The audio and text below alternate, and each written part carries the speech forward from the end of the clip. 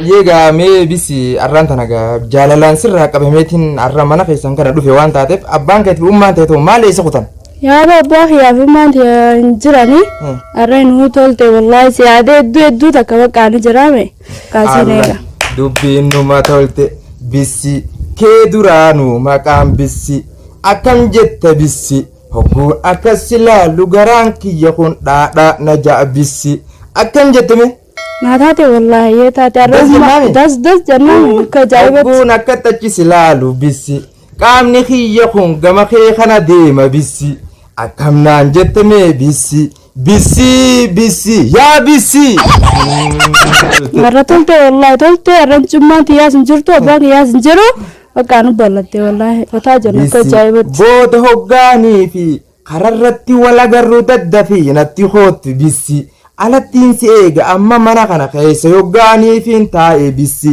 abbaan kee yoo as keessatti nu dhufe na caccabsa bisi amma keetiin deemaa kararrattiin booda si eega bisi daddafiitii natti hootti warri wajjin shaashaa jenna bisi akkam jejjetta bisi maqaan kee duraanuu bisi taate wallahi shaashaa bakka dubbinuma tolteen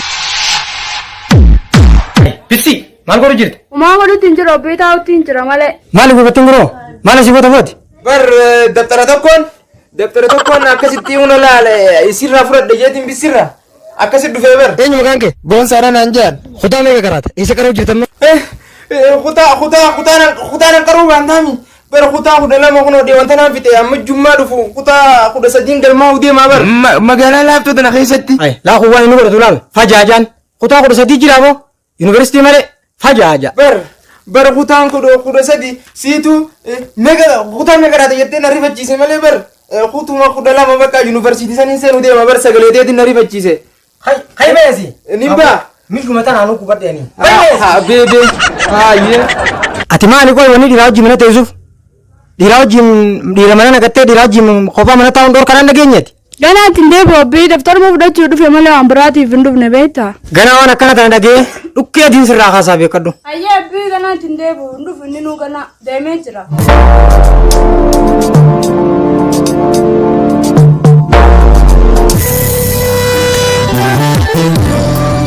Hayyummii amma dhufte? Ammaan dhufee barii aantalati. moomina miyyoo tana kabajaatti warri deemeeti Yaa abbaa birraa kiyyaa maaluma taate miyyoon tun. maal taatee jettaasa qubaan qabdu miyyoo tanati gurbaa kutaa 13 qarajoo tokko fiddee mana kana keessa seensiftee teessi kunoo miyyoon Yaa aantalatiyya maaluma taatee gurbaa fiddee as keessa kaayyate abbaan kee kun akka lolaan dhageessu maal rakkatte maaluma dhabdee gurbaa namaa fiddee mana keessa. Hayyummii abbaan kiyya naguma lola malee mucaan daftaruma fudhachuu dhufe waa mucaan as keessa kaadallee waan qabu. ganaa qaallicha sanii wajjin si harkee jirtuu teetiin si fannisaa beekadhu atutti naa deebuu teessa Hayyee tole abbiitiin deebi'u inni nuu ganaa deebee daftaran fudhatu. Yaa abbaa birraa kiyyaa keetiin muummee keenya tokko laalee dhufa akkam jettame. yaa haadha birraa hin turiniiti dafiin addeebimee anilleen kara biraatiin deemu deemarraan tana Yaa aantalatiyya meeshii dhaqee kanaan akka inni ammaan dhaqee dhufa. Hayyee taatee ummi sittiin kannaan turinii dabii hoottu.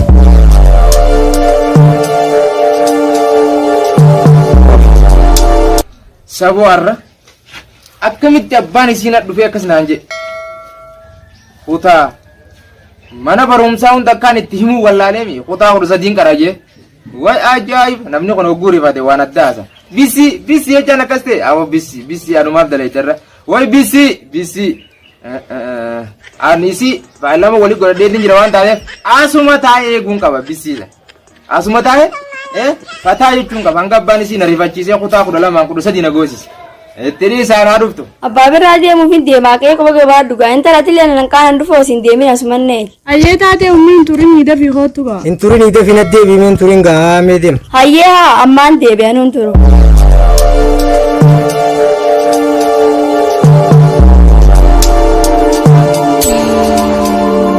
ay bisiin dhufte bisi itti hoon qaba ay bisi Ummaa xiyyaa feenyi wadun gosa gibisa ammaan deemee baa jettee waan hojiin bisiiti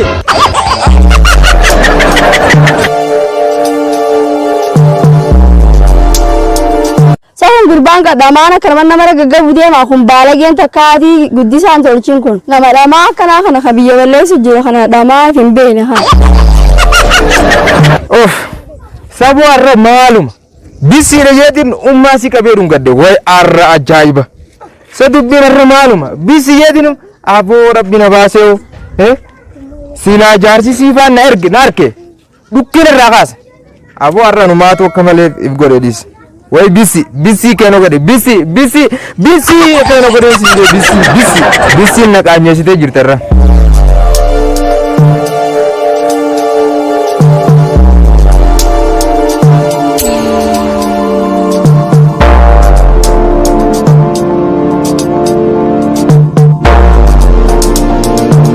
Abbi umma dia mutan tahu kak wandu batani wali marah-marah. Hai abo eset Mana orang zanjar birati. Haan aduuf tuwaaf taan taatu reefu asin mana kanan naqatte gurbaa tokko isin taatu gabbaatee inumaatu alan naman mammaramti haan aduuf tuqo hin galaasaaf isiillee oonan hin hiikin isi irra hiikuun qaba bakka isi aanaa itti xiqqaate moo akkami koo isin tun deemati immoo karaa mana barnoota barnoonni si ga'ee jira deefi deem haan aduuf tu asuma taayitiin eegaa amma dhufta eessa dhufte man tanatti Ay abba birraa isatti deema yetti reef sitti meequte maal irra maal taate kallalol. usunurraa edaa reefuun tana onni hin deemeettuuf gurbatti sani mammaramu deemta muummeen keessan gurbaatti mammaramtu sani fajaaja anuma harkuute isaa qoy Ya abba mana kiyyaa akkasii miti bar gurbaan bisiidha yeetuma karara naarkeena mammarame malee aan biraatii miti. us kijibdu waan biraatii miti harka keessaa qabda amma manguddoo yaameetiin firraa siiqa siiquun qaba bakka keetiin manguddoo yaammachuu qaba amma manguddoo tana yaameetumaan nataa keessii kanne firraa siiqa keetiin manguddoo yaammachuu Abaddu akkasii miti dubbii adda baafadhu abbaa mana kiyyaan jarjarii dhaabbadhu talbisi. Ummi maal jette? Siitu abbaa keetii fi ana lolchiisu jiraami tokko gurbaan asolitti walleenuu si duraa waa barsiiseen saabis siyyeetuma karaa kana na dhungatee nama keessa nagaa nyeeseen tal baaragee guduraa. Akkasii miti ummi waan takka quban qabu. Usi Akkasii miti ummi. akkamitti ba gurbaan nan beeku waan bisiidha yee akkamiin na deema gurbaan intal suma malee suma beeka gurbaan saniif karaa na dhungata maleedha.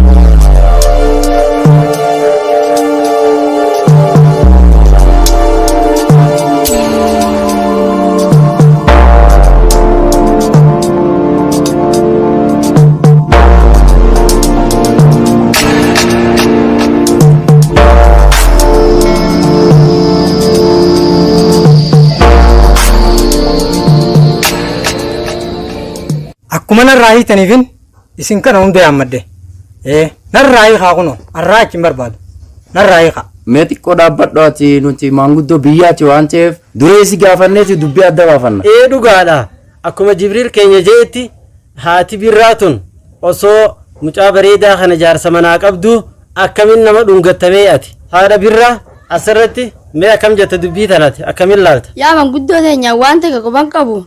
Kunoo gurbuma tokkootu karaa bisiidha yeetuma karaa na dhungatee sanuu gurbaan firraadeetiin firraaree kunoo miyyoo tiyyeetana tanaan maqaan bisiitana mecha gurbaan karaa qabee dhungate malee waan biraa takka irraa quban qabu yaa bu'an. Ijoolleen zabanaatun baalageedha. Tanaa jecha bultiin isin hin faca'ini. Tanaafuu nama jaartee nama alatti naannessee jaarsa fi jaartee adda facaasu kana du'aa isirratti kun akkamitti abbaa birra. ani sii tanan amanu du'aayin silaa bareeda ani sii tanan amanu kam jettan isin du'aayii godhuudhaan duratti mee takkaa fichooniis akka dhugaa taate haadha birraa tanan gaafadha. Haadha birraa mee akkam jette dubbii tana? An dubbiin tiyyatana maarreefu tana jeesanii waan takka irraa quban qabu gurballee takka harkeen beeku an dubbiin tana maan isinitti meesanii waan biraa irraa takka quban qabu yaa bu'u. Eega akkana taatee atis firraa quban qabne nama abbaa birraattii fi haadha birraa jaalala isaanii kana idduu seenee akkana godhe kana ammuma rabbi sammuu isaa jijjiiree nu agarsiisa. isiillee yoo takka jibdu taate du'aayin tun abbuma miiti isuma deebiti maarree ammaan tanatti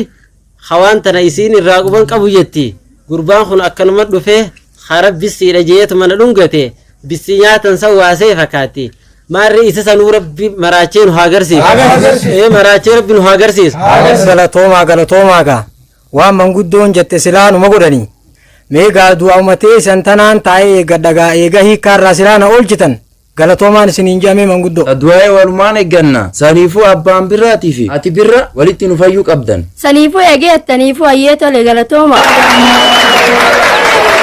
Hayyee kabajamtootaa fi hordoftoota keenya diraamaan amma daawwachaa jirtan kun akka ergaa isiniif dabarsaa jiru abdii isinirraa qabna. Dargaggeessaa fi shamarran keenya hoggaa bakka fuudhaa fi heerumaa gayan haadhaa fi abbaan karaa halaalin isaa wal fuusisuudha qaban. Akka kana yooniif hojjechuu baattanii karaa nama wal lolchiisuu fi waan jaarsaa fi jaartii walitti buusee wal hiisisaa ilmi namaa yooniif hojjetee nama miidhe du'aa'iin miidhamaa yookaan du'aa'iin zallamamaadhaa qeebalamtuudha waan taateef nama miidhuu fi namiimaan nama jidduu deemurraa hundi keenyaa'u akka if eeggannu dhaamsa wal bira kaayyanna. Diraamaa fi filmii akkasumas barnoota ispoortii gama yuutuubii keenya Boonsaa TV'tiin akkuma ammaan dura isiniif galalakkisaa jirrutti ammallee isiniif galalakkisaa jirra seenaa irraa fayyadamaa isiniin jenna.